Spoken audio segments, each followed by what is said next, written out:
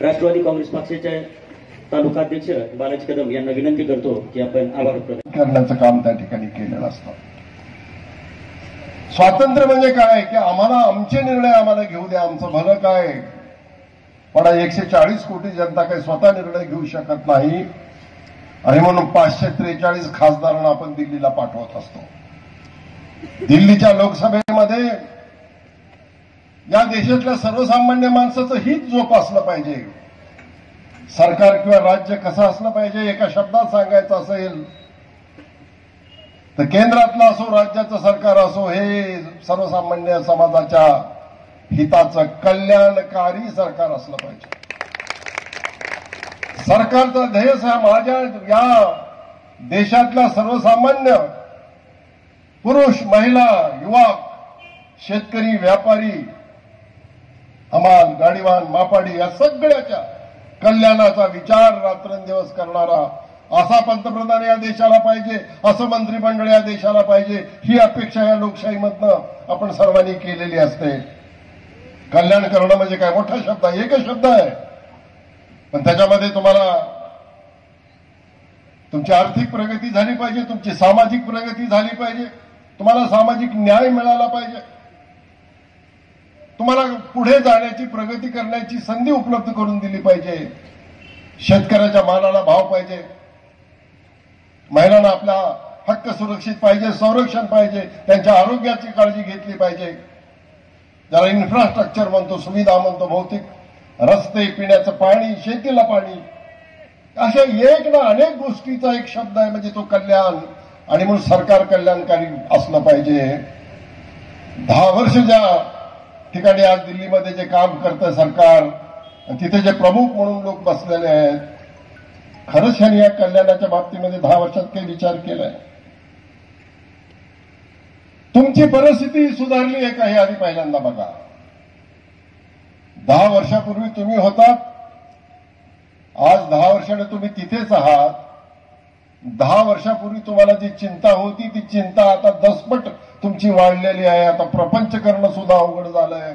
समाजातला कुठलाही घटक हा समाधानी नाही.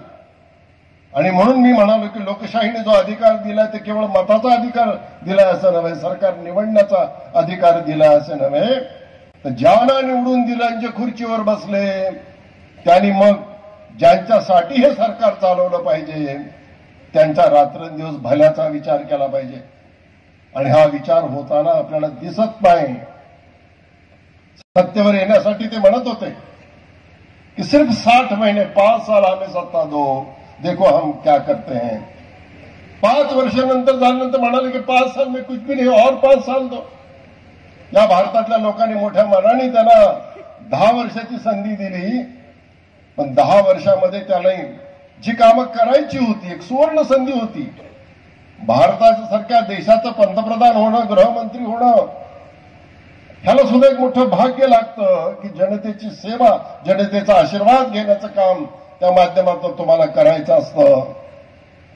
जी पार्टी डिफरन्स म्हणून त्या ठिकाणी आली भारतीय जनता पक्ष, की चाल चलन चरित्र सुचिता या सगळ्या गोष्टी आमच्याकडे आहेत.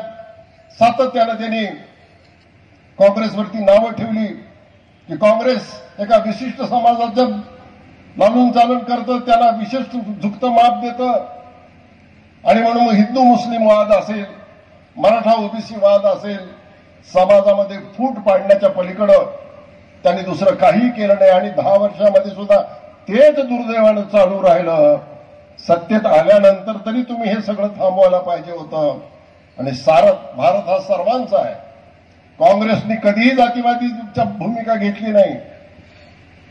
सर्व धर्म समभाव म्हणजे सर्व धर्माच्या लोकांच्या प्रती राज्यकर्त्याचा भाव, जी भावना, जी दृष्टी असली पाहिजे ती समान असली पाहिजे. ज्याला जे आवश्यक आहे ते दिलं पाहिजे, अशा प्रकारची भूमिका घेतली राहिलेली आहे काँग्रेसची. आणि म्हणून एक मोठी परंपरा राहील.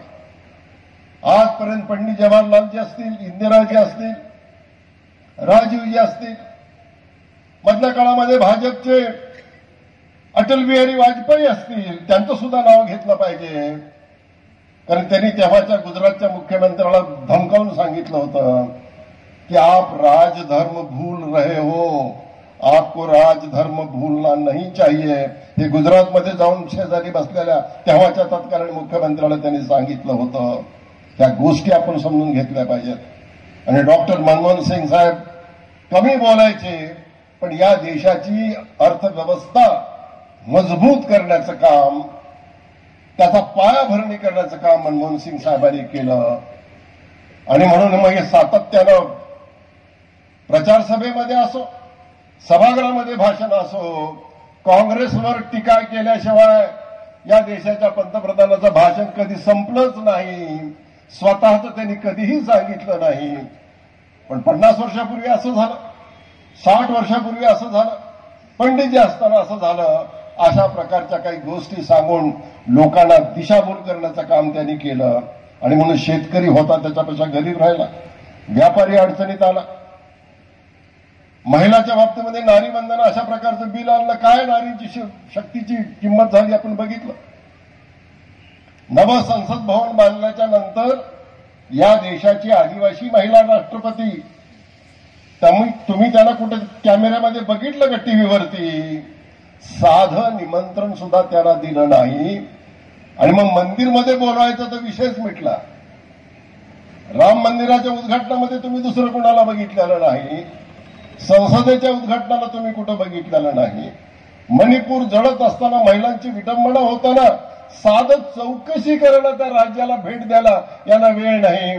पण मंदिरामध्ये दररोज एका मंदिरामध्ये तिथला वेश घालून आरती करत असताना आपण आपल्या देशातल्या त्या प्रमुख माणसाला पाहिलेलं आहे. मला फक्त कधी शंका येते की पंतप्रधानाच्या कार्यालयात तरी ते कधी गेलेत का नाही. हे काही तुम्ही आम्ही टीव्हीवर पाहिलंय का? एखाद्या फाईलवर बसून ते सही करतायत. आणि म्हणून अशा प्रकारे देश चालत नाही हे समजून